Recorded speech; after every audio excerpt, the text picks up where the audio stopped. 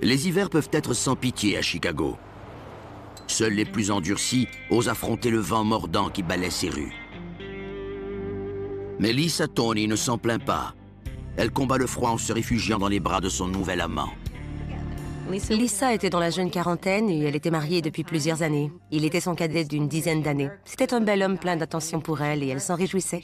Elle était insatiable. Elle s'exalte depuis qu'elle a quitté la vie mondaine qu'elle partageait avec son mari Mark, un concierge. Anéanti, il traverse une mauvaise passe. Vers la fin de l'été 1999, Lisa a demandé à Mark de quitter la maison et de se prendre un appartement dans un des immeubles résidentiels qu'il avait acheté. J'ai eu le cœur brisé quand ils se sont séparés. Lisa était une bonne épouse. Elle cuisinait pour lui, faisait le ménage et s'occupait de ses uniformes. Depuis qu'il vit en appartement, les problèmes de Mark s'accumulent. Sans raison valable, il commence à accumuler des factures pour des babioles, des séjours à l'hôtel et des articles de luxe divers. Quelqu'un a volé son identité et des créanciers le harcèlent pour être payés. Mark est un homme travaillant, honnête et discret. Soudainement, il a tout perdu. Son argent, sa réputation, même sa femme l'a quitté. Il révèle ses ennuis financiers à sa famille. Mon frère prenait son portefeuille au sérieux. Il tenait à conserver sa bonne cote de crédit. Il n'était pas du genre à accumuler les dettes. Il surveillait ses finances de près. Les appels des créanciers l'ont vraiment ébranlé. Ça s'est passé très vite après coup. Say again, $3,000? I don't owe you no $3,000. I don't care what your records say, I do not owe you $3,000. Il devait payer une facture d'un cellulaire dans l'État du Michigan. Mark n'avait pas de cellulaire au Michigan. Il n'y comprenait rien du tout. Il a dit « Maman, je ne comprends pas ce qui se passe. » Il était complètement excédé. En tentant d'obtenir du crédit pour lui-même, il a découvert qu'il avait des comptes de cartes de crédit impayés dont il ignorait l'existence. La fraude s'élevait à 200 000 $. Il n'en revenait pas. Il ne comprenait rien de ce qui se passait. Mark cherche un coupable. Alors il se tourne vers son ex-femme et son nouvel amant. Did you give my personal information away? What are you talking Did you about? give my personal information away to this guy you're seeing? I'm not seeing any guy. What is all this? What is this? This is stuff that I bought. With what? What money? You With don't have my any money. money. You don't I have have any my own money. dollars. Mark croyait que Lisa était responsable de l'usurpation de son identité et de la fraude dont il était victime. Mais Mark n'a aucune preuve et Lisa nie toutes ces accusations. Call that guy you can see him. I want to see him. Et il continue de la suspecter. C'est le jour de la Saint-Valentin de l'an 2000. Lisa offre le cadeau idéal à l'homme de ses rêves. Hey, baby. Hey. Son corps. Lisa avait l'impression d'enfin vivre la vie qu'elle méritait avec un jeune homme qui l'émoustillait. Elle avait de l'argent, elle s'offrait des produits de luxe et elle s'épanouissait avec un amant qui reconnaissait son intelligence. Je crois que ça lui est monté à la tête. Elle menait enfin la vie dont elle avait toujours rêvé et maintenant qu'elle y avait goûté, elle ne voulait plus revenir en arrière. Son ex-mari reçoit aussi un cadeau de la Saint-Valentin. Au lieu d'un autre avis de paiement, il reçoit un cadeau mystérieux. Quand Mark est revenu du travail, il a trouvé un colis devant sa porte. La boîte semblait avoir été livrée par un service d'expédition. À l'intérieur, il y avait une boîte de la dimension de magnétoscope. Il se demande s'il s'agit là d'une tentative de Lisa pour acheter la paix. Après tout, elle vient encore l'aider dans ses tâches ménagères à l'occasion. Et elle a même couché avec lui pour lui rappeler de bons souvenirs. Mark n'était pas prêt à tirer un trait sur son mariage. Et il demandait souvent à ses amis et à sa famille des conseils pour régler ses différends avec Lisa. Parfois, des couples mariés se séparent temporairement. Je crois qu'il espérait toujours revenir avec elle. Pourtant, ce n'est pas l'écriture de Lisa sur l'étiquette. Et Mark ne connaît pas l'adresse de l'expéditeur. Il se demande si quelqu'un ne serait pas en train de lui jouer un tour en le narguant avec un cadeau, simplement pour lui acheminer la facture par la suite. Mark pense donc que c'est encore une arnaque et que quelqu'un a acheté ça en son nom. Il est dégoûté et il n'ouvre pas le paquet. Le contenu de ce colis suspect l'inquiète sérieusement. Il était devenu paranoïaque. Je n'avais jamais vu mon frère dans un tel état. L'expéditeur savait où il habitait, mais il ne savait pas de qui il s'agissait. À bout de ressources, il va demander conseil au poste de police. Mais ça ne fait qu'aggraver son angoisse. Il a expliqué qu'on lui avait volé son identité et qu'il était victime de fraude. Le policier lui a appris que parfois, les criminels s'emballent et veulent montrer à leurs victimes ce dont ils sont capables en volant leur nom. We could take a report for it, but we can't keep this here. You're gonna have to take it home with you. C'est comme si personne ne voulait le croire. Il devait penser qu'il était en train de devenir fou. Tout ça se déroulait sous ses yeux et personne ne voulait l'écouter. Les craintes de Mark s'amplifient lorsqu'il commence à recevoir des messages téléphoniques l'incitant à ouvrir la boîte.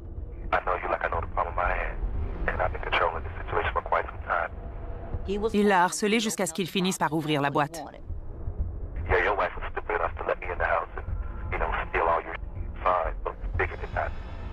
La voix menaçante se manifeste chaque jour.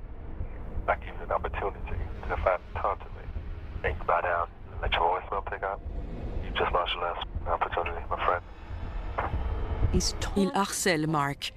Il le provoque. Et il a l'avantage parce qu'il reste dans l'ombre. Il est lâche et Mark ne peut pas l'identifier.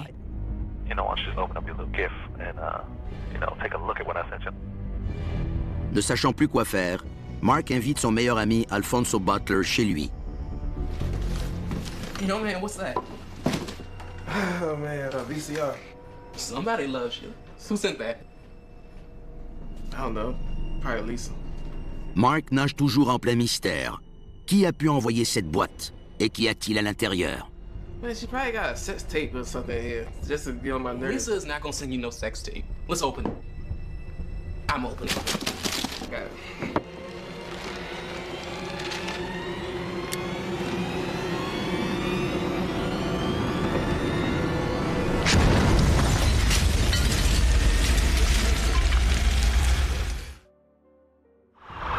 À Chicago, un colis piégé camouflé en cadeau explose dans l'appartement de Mark Tony.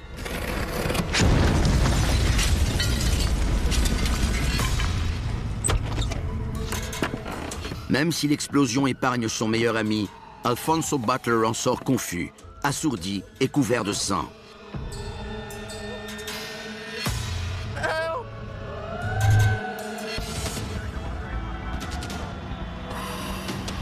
À leur arrivée sur les lieux, les pompiers cherchent prudemment le corps de Mark.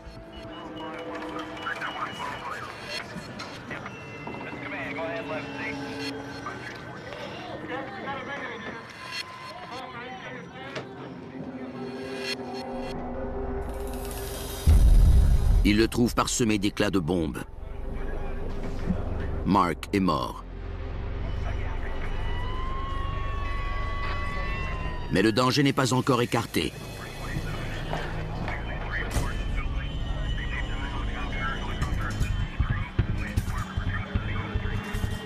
Le pompier m'a dit que c'était une bombe tuyau équipée d'une pile.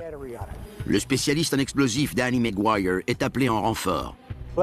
Les vitres avaient tout éclaté. Il y avait encore de la fumée qui sortait de l'intérieur. La deuxième bombe pourrait exploser à tout moment. Alors McGuire prend une décision risquée. Il y avait un trou d'environ 60 cm dans le plancher devant l'entrée. La combinaison anti-bombe aurait nui à ma vision, et il y avait des débris partout. J'ai donc décidé de ne pas revêtir la combinaison.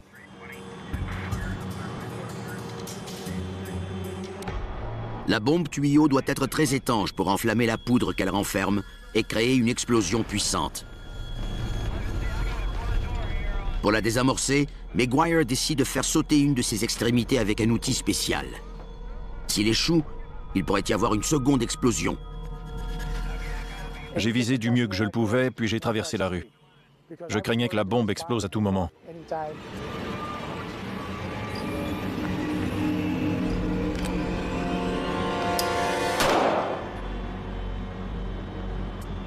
Dès que la bombe est neutralisée, les agents entrent récupérer le corps.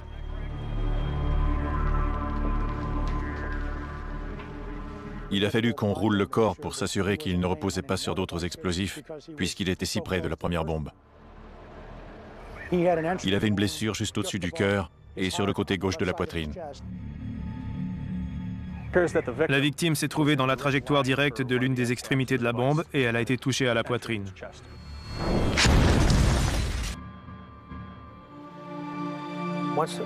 Une fois qu'on a identifié la victime, il faut aviser la famille. Mais le journal télévisé les devance. J'ai ouvert la télévision et j'ai immédiatement reconnu sa maison, rue Muskegon. J'ai vu les coronaires avec le sac mortuaire. Et c'était mon frère Mark. Les enquêteurs retrouvent l'ex-femme de Mark, Lisa, chez ses parents, où elle s'est présentée dans un état perturbé. Elle nous a dit qu'ils étaient séparés et qu'ils l'avaient quitté. Ils se parlaient encore tous les jours. Et elle ne comprenait pas pourquoi quelqu'un aurait voulu faire ça. Ça a été un choc pour elle. Lisa accepte de se présenter au poste de police le lendemain. Alfonso Butler est le seul témoin du meurtre. Mais il n'entend toujours rien et subit des traitements médicaux. Les policiers savent que d'habitude, les bombes sont fabriquées par des hommes. Dans les enquêtes de l'ATF, l'organisme américain qui régit l'alcool, le tabac et les armes à feu, un seul éclat de bombe peut mener vers sa provenance. Les enquêteurs trouvent une preuve concrète. L'étiquette d'expédition indique que le colis a été livré 8 jours plus tôt. C'était important car en plus, l'étiquette avait été remplie à la main. En revanche, l'adresse de l'expéditeur correspond à un terrain vague.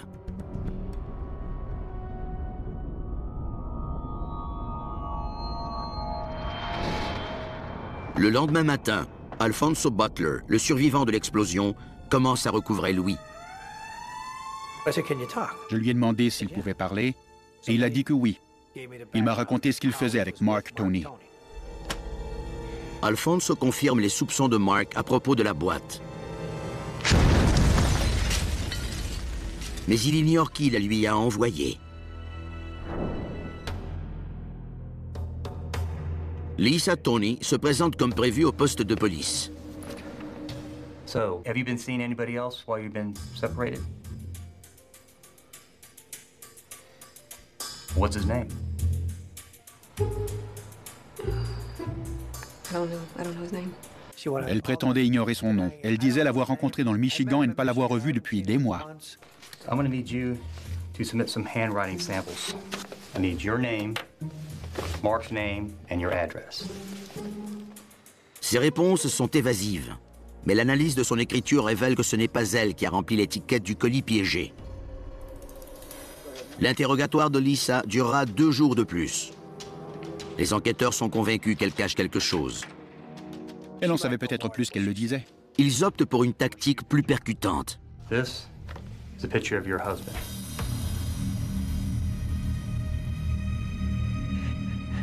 Elle a craqué et elle s'est mise à pleurer. Do you have any idea who would want to do this? I don't know why anybody would do that to my husband. I loved him. La famille de Mark ne croit pas qu'elle aurait pu lui en vouloir à ce point. C'était ma belle-sœur, je l'aimais. Elle n'aurait jamais rien pu faire de mal, selon moi. Sur la scène du crime, les enquêteurs de l'ATF passent les débris au peigne fin. Les gens croient qu'une explosion détruit toutes les preuves, mais c'est faux. La chance nous a souri dans cette affaire. Il y avait des traces de carbonisation autour de la bombe, mais la pièce est restée relativement intacte. Il n'y a pas eu d'incendie. Ils trouvent aussi des éclats de bombes. Les fabricants de bombes développent une sorte de signature. Au fil du temps, ils ont tendance à développer une recette qui leur est propre. Quand elle est efficace, ils la réutilisent. Je tiens un tuyau en acier galvanisé. C'est une réplique d'une bombe tuyau, comme celle qui a explosé chez Marcus Tony. Le rapport du médecin légiste confirme la puissance de l'explosion. L'autopsie a révélé que l'une des extrémités de la bombe avait pénétré la poitrine de Mark, puis qu'elle avait transpercé son cœur. Les policiers trouvent des morceaux de papier d'emballage. Nous avons photographié le papier pour vérifier s'il avait été utilisé dans d'autres attentats. La prochaine étape a été de contacter des compagnies qui en fabriquent. Après une douzaine d'appels, le papier d'emballage mène vers une piste. Il s'agissait d'un papier spécial qui avait été produit en quantité limitée et distribué à quelques magasins au cours d'une courte période. L'enquêteur Maas décide d'apporter un morceau du papier d'emballage dans un magasin prestigieux de Dalton, près de la maison de Tony. Il frappe dans le mille. La vendeuse se souvient avoir emballé la boîte pour un homme habillé élégamment. Elle se souvenait de lui parce qu'il était élégant. Il lui avait laissé un généreux pourboire. Les enquêteurs interrogent les voisins de Lisa pour établir son profil.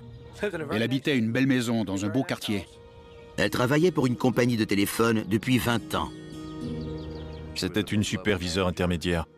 Elle était très intelligente et travaillante. Elle grimpait progressivement les échelons de l'entreprise. Mais au cours des 6 derniers mois, les gens remarquent qu'elle a changé depuis qu'elle fréquente son mystérieux nouvel amant. Plusieurs de ses collègues de travail ont remarqué qu'elle s'habillait mieux et que ses bijoux étaient plus beaux. Les enquêteurs demandent à Lisa de se soumettre au test du polygraphe. My name is Lisa Tony. I don't know what happened to Mark. No, I didn't kill Mark. He didn't deserve that.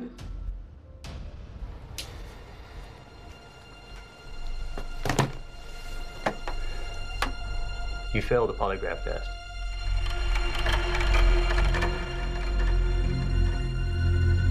I want a lawyer now.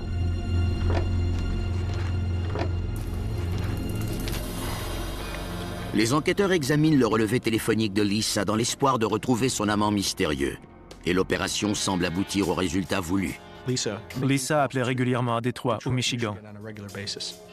Les enquêteurs de l'ATF annoncent qu'ils sont à la recherche d'un criminel spécialisé en usurpation d'identité et ils trouvent une piste prometteuse.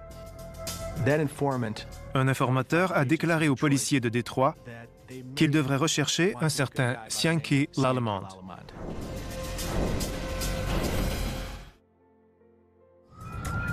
Les enquêteurs de Chicago soupçonnent que Lisa Tony sait qui a envoyé le colis piégé qui a tué son ex-mari Mark.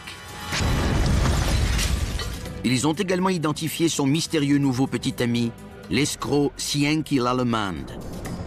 Mais ils ignorent où il se trouve. C'est quelqu'un de très intelligent. Il est resté discret. Il s'est taillé une réputation de charmeur rusé, qui utilise son physique et de belles paroles pour obtenir des renseignements personnels et bancaires. Cianky Lallemande a le profil typique d'un psychopathe. Il ne forge pas de relations. Il n'aime pas les autres. Pour lui, ce sont des objets qu'il utilise à ses propres fins. Les enquêteurs apprennent que ce tombeur a rencontré Lisa près de chez elle. Hey. Hi, how are you? So, you're the one that stays across the street from me? I do. Oh, okay, all right. Il savait qu'elle était mariée, mais il s'en fichait. Cianky définit fièrement sa stratégie comme un jeu, et c'est avant tout un jeu de séduction. À mon avis, ce n'est qu'un manipulateur sexuel. Lisa n'a jamais rencontré quelqu'un comme lui, et elle laisse la passion prendre le dessus. Les enquêteurs croient qu'il l'a convaincu de l'aider à voler l'identité de Mark. Et elle en profite rapidement. Il lui achetait des bijoux et des vêtements. Ils ont dépensé des centaines de milliers de dollars au cours de leur relation. And thankfully, it's all on Mark's bill. Appreciate that, Mark. Thank you, Mark.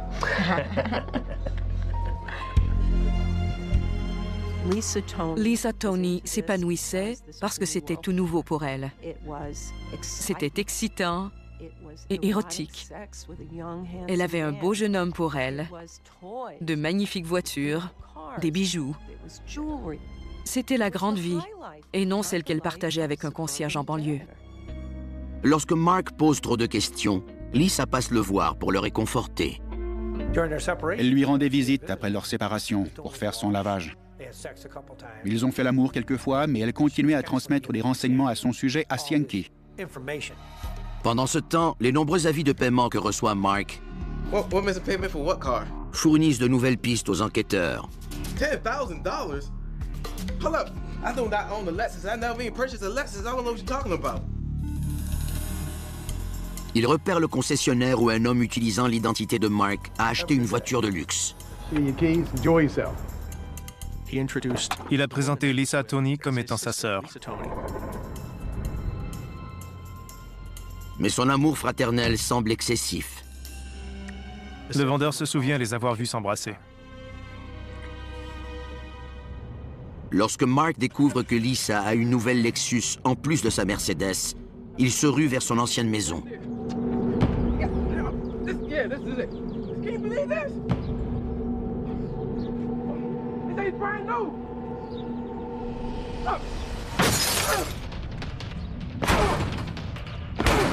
Hey, yo, calm down. Come on, let's go. We gotta go. Come on. Get out of here. Come on. Son cousin le convainc de quitter les lieux. Alors que les policiers et les enquêteurs fouillent dans le passé de Cienki, ils apprennent qu'il est le fils d'un joueur de l'équipe olympique de soccer d'Haïti. Et malgré son décrochage scolaire, il continuera de développer ses techniques de manipulation. C'était un beau parleur. L'une de ses plus célèbres escroqueries remonte à 5 ans avant l'attentat au colis piégé. Il vivait alors près d'un parc fréquenté par des homosexuels en quête d'aventure. Il a fait du chantage à un de ces homosexuels non avoués. Cienki installe une caméra cachée et change l'adresse de son appartement. Puis, il part en joguant à la recherche d'une victime. Un homme a approché Cienki et il a accepté d'avoir une relation sexuelle avec l'inconnu. Il l'a alors ramené à son appartement. La victime est filmée à son insu. Cienki trouve ensuite son lieu de travail et lui envoie une copie du film incriminant en lui exigeant une somme d'argent, sans laquelle il menace de tout dire à son patron.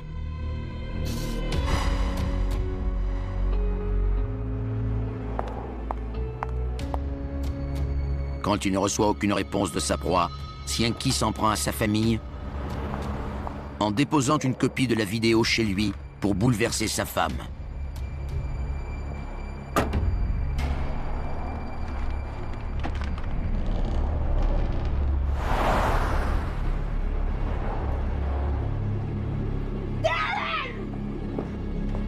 La stratégie échoue et le FBI intervient. L'escroc écope alors d'une peine de 18 mois de prison dans un établissement fédéral de l'Indiana. Cienki l'Allemande en profitera pour améliorer ses stratagèmes. Il a rencontré un détenu qui lui a montré comment usurper l'identité de quelqu'un d'autre, comment voler et profiter de son dossier de crédit, puis comment garder l'accès à son crédit. Après avoir purgé sa peine, Cienki part à la recherche de nouvelles victimes et il jette son dévolu sur Lisa Tony.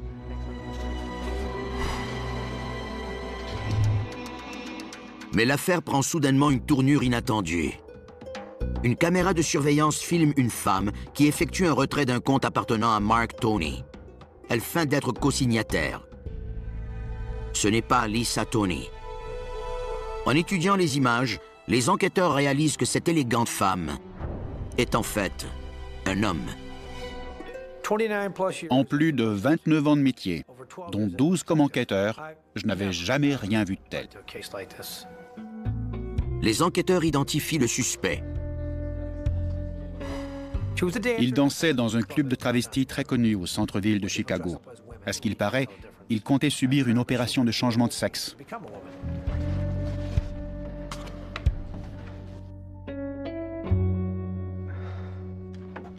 Sherry? Yes. Do you know a Sinky Lollyman? Yes, I know Sinky. He's a friend of mine. What's he done? Il a avoué qu'il le connaissait, mais sans plus. Le travesti réalise vite que les policiers voient clair dans son petit jeu et admet que Cienki l'a persuadé d'aller à la banque. He said it would be fine, that we wouldn't get in any trouble.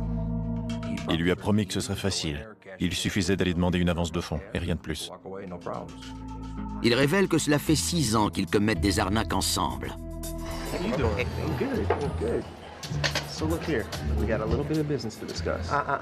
We're not talking business. It's perfectly clean. I got it all mapped out. I just need you to go get the funds. Easy. I don't know. You are such a bad boy, you know that? I know that, but look here. Cienki utilise son charme pour le séduire, et ils entretiennent une relation sexuelle pendant quelque temps. Il lui servait de bonne couverture. Grâce à son apparence féminine, il pouvait aller à la banque pour encaisser divers chèques et l'aider à commettre ses fraudes. Il raconte aux enquêteurs que Cienki ne séduit pas nécessairement les femmes pour obtenir des faveurs sexuelles. Hi, how are you? Hi, how are you? I'm fine. How can I help you? I was kind of curious if I can make a withdrawal. Sure, you can. I don't think I need a bank account for this one, though. It's talking about your number, maybe. Il ciblait des femmes qui avaient accès aux renseignements personnels des gens grâce aux postes qu'elles occupaient. Par exemple, dans des compagnies de téléphone, des organismes gouvernementaux ou des banques. Il les gâtait pour se rapprocher d'elles et gagner leur confiance. Dès qu'il avait obtenu ce qu'il désirait, Cienki se remplissait les poches et passait à une autre victime. Easy.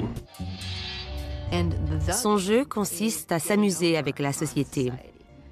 Il méprise les gens et il joue avec eux pour obtenir ce qu'il croit mériter, peu importe si les moyens qu'il emploie sont honnêtes ou non.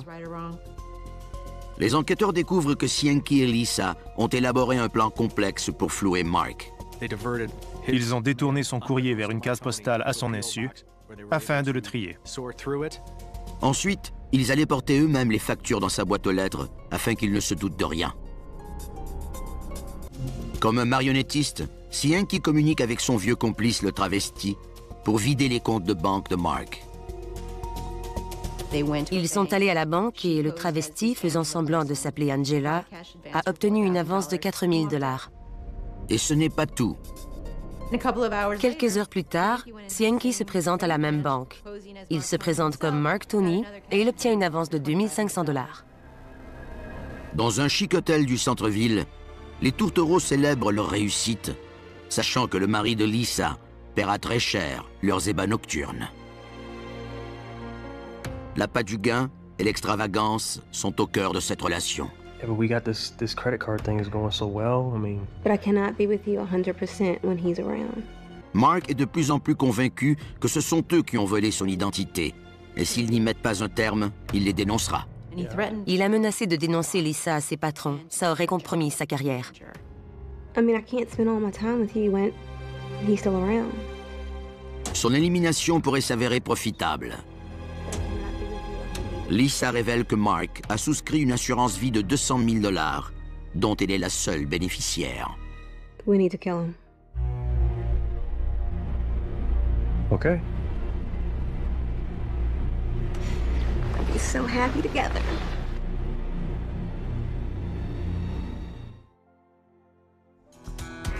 Les enquêteurs de Chicago sont convaincus que Lisa Tony et son nouvel amant, l'escroc de renom, Cienki Lallement, sont derrière le meurtre de son mari, Mark. We need to kill him. La violence et le meurtre n'ont jamais fait partie de l'arsenal de Cienki Lallement. Mais l'attrait d'un gros magot lui est irrésistible. Lisa voulait vivre la belle vie et Cienki voulait déjouer le système. Mark Tony n'avait rien à voir là-dedans, mais il devait mourir pour qu'ils puissent réaliser leurs rêves. C'est tragique. Après avoir trouvé le numéro de Cienki dans les relevés téléphoniques de Lisa, les enquêteurs remarquent des appels faits à un fabricant de bombes bien connu. Il s'agissait d'un certain Jason Booker. L'ATF envoie un informateur lui demander ses services dans l'espoir de l'enregistrer, alors qu'il avoue avoir transmis ses connaissances à Cienki. Either sides of the box. Doesn't matter. By the way, whenever they open it, guess what happens next? complete destruction. Les enquêteurs enregistrent Booker qui se vante de l'attentat qui a coûté la vie de Mark Tony. Lallement éloigne Lisa en l'envoyant dans un hôtel. Puis, il se rend chez elle pour fabriquer la bombe sans être dérangé. Il la pose soigneusement dans une boîte de magnétoscope, de façon à ce qu'elle se déclenche dès que la boîte sera ouverte.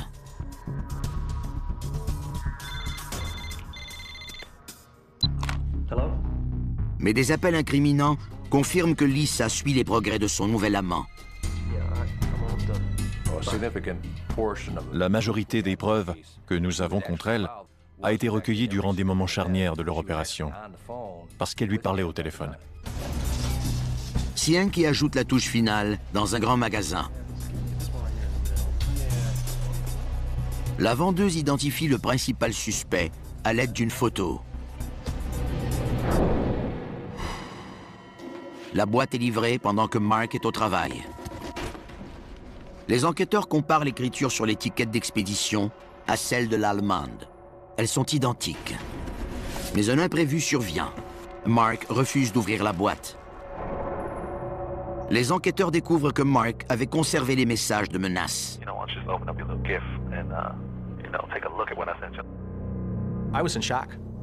J'étais bouche bée. J'écoutais ce meurtrier qui poussait sa victime dans son piège et vers sa mort.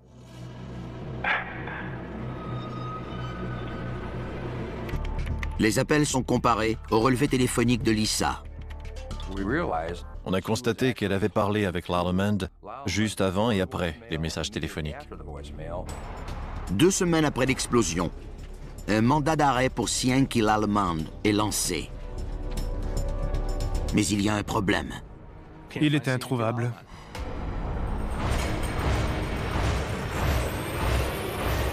Son nom est placé sur la liste des criminels les plus recherchés de l'ATF. Mais il est trop tard. Il a délaissé Lisa et elle encaisse les contre-coups. Cienki a quitté le pays. Dans l'anonymat le plus complet, il se la coule douce en Jamaïque et il est déjà à la recherche d'une nouvelle marionnette à manipuler. Il trouve sa nouvelle proie sur un site web de rencontre.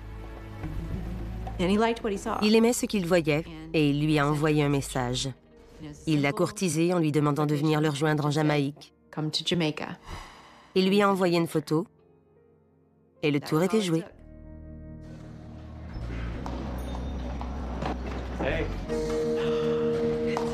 Sandra Hartless gagne un salaire élevé en tant que comptable d'une compagnie de production télévisée de Los Angeles. Elle peut dépenser sans compter. Elle était énergique et elle cherchait l'amour. Elle était exubérante et très allumée sur le plan sexuel. C'était du bonbon pour Cienki. Wow. So I'm gonna get upstairs, huh? Okay, that's fine.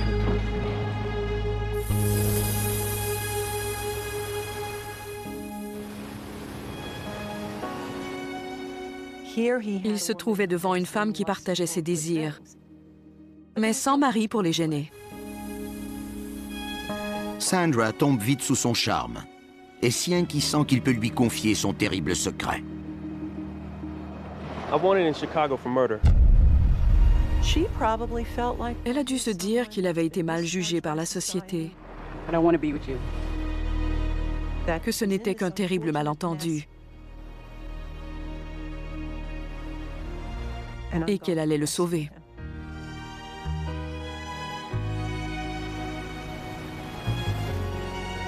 Après 4 nuits torrides, Sandra retourne à Los Angeles. Pour elle, cette aventure n'est pas terminée. Elle paie à son nouvel étalon un aller simple pour Los Angeles. C'était avant les attentats du 11 septembre. Alors c'était plus facile d'entrer aux États-Unis. Il a obtenu tous les papiers nécessaires pour rentrer au pays depuis la Jamaïque. En Californie, Cienki s'installe chez Sandra et vit à ses crochets. Toutefois, il veut s'assurer que son passé ne reviendra pas le hanter. Elle lui a dit qu'elle avait des contacts et qu'elle lui paierait une chirurgie plastique pour transformer son visage afin qu'ils puissent vivre ensemble sans danger. Mais en découvrant son visage, l'imposteur professionnel risque d'avoir une vilaine surprise. 2 mois après avoir envoyé un colis piégé, Cienki l'Allemande se cache de la police chez sa nouvelle petite amie à Los Angeles.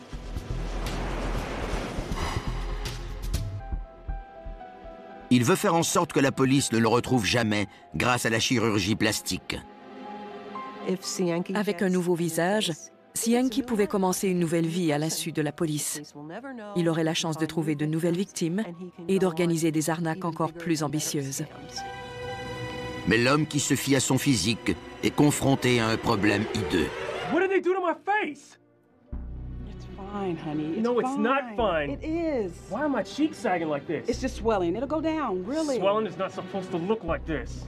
Son nouveau visage a coûté plus de 8 000 $ à sa petite amie. No, this is all wrong. This is all wrong.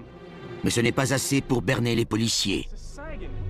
On peut surveiller les gens et mettre leur téléphone sur écoute, dans l'espoir qu'ils tentent de joindre des amis ou d'obtenir de l'aide.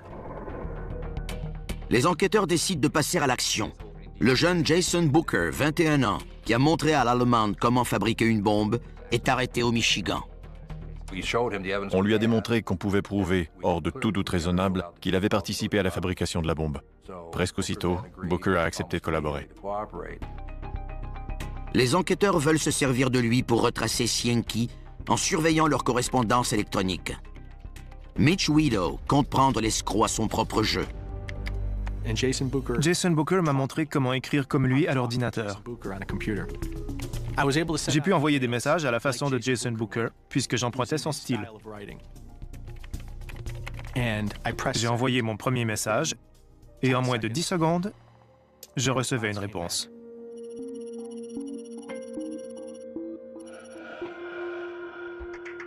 Cienki mord à l'hameçon. On a pu repérer la ligne téléphonique d'où venait le message à Los Angeles, en Californie. C'est la maison où habite l'escroc et sa nouvelle petite amie. Elle est placée sous surveillance. Mais le nouveau visage de Cienki l'Allemande sème la confusion. Il ressemblait à notre suspect, mais pas tout à fait. Il avait le même gabarit, mais son visage n'était pas exactement pareil à celui sur les affiches. J'ai dit, arrêtons-le et on verra après.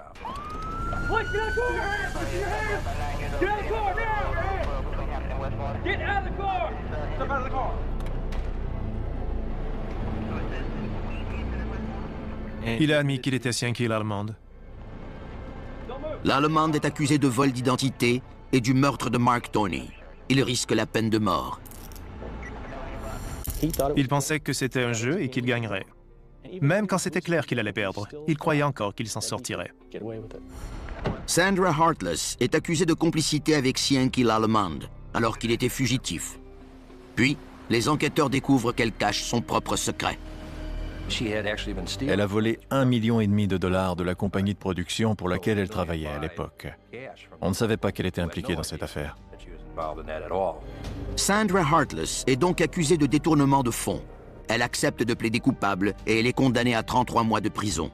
À Chicago, le travesti plaide coupable à une accusation de fraude par carte de crédit. Mais il n'est condamné qu'à une probation de 3 ans après avoir collaboré avec les forces de l'ordre. Le fabricant de bombes Jason Booker plaide coupable à une accusation de dommages volontaires à la propriété ayant provoqué la mort, et il écope d'une peine d'emprisonnement de 15 ans. Cienki l'Allemande réalise alors qu'il est coincé et accepte une entente. Il plaide coupable à l'accusation de meurtre et décrit la participation de Lisa Tony dans le complot. We need to kill him. Ses avocats ont réussi à le convaincre de collaborer avec nous pour sauver sa vie. Il a confirmé ce qu'on soupçonnait, c'est-à-dire que Lisa était impliquée dans l'attentat au colis piégé. L'Allemande est condamnée à la prison à perpétuité sans possibilité de libération. La femme qui avait pris tant de goût pour le luxe et l'homme qui lui en offrait est enfin arrêtée. Elle est accusée de complot en vue de commettre un meurtre. Lisa sera la seule à clamer son innocence. Elle prétendait qu'elle était une des nombreuses victimes de l'Allemande et ne rien savoir de l'attentat à la bombe. Personne ne gagne au jeu de Cienki l'Allemande.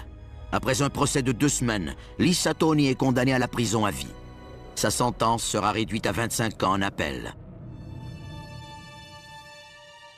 Pour la famille de Mark Tony, ces sentences n'effacent pas leur douleur. Ça ne ramènera pas mon frère. Donc il y a toujours un vide.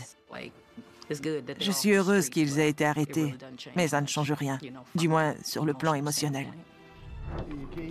Cienki l'Allemande a utilisé son physique et son charme à son avantage. C'est un arnaqueur né. Il était capable de manipuler les gens et le système. Il savait exactement quoi faire et il excellait à ce jeu.